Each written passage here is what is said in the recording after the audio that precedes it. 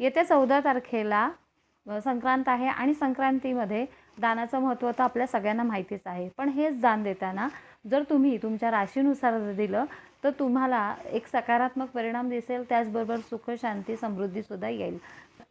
त्यामुळे हे दान देताना तुम्ही तुमच्या राशीनुसार द्या।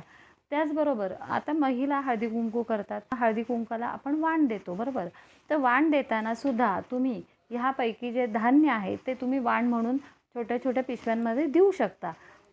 त्याचबरोबर दान देताना एखाद्या जसं मी सांगितलं की विष्णूच्या देवळात द्या आणि एखाद्या देवळाच्या बाहेर जे गरीब लोक असतात त्यांना तुम्ही हे दिलं तरी चालेल। चला तर मग तुम्हाला सांगते कुठल्या राशीसाठी कुठलं दान तुम्ही देऊ शकता। तर पहिली रास आहे मेष। मेष राशीने गहू दान करायचं आहे। वृषभ राशीने साखर आणि तीळ दान करू शकतात।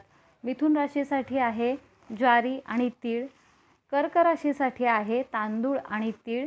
सिंह राशीसाठी आहे मूग डाळ आणि गहू।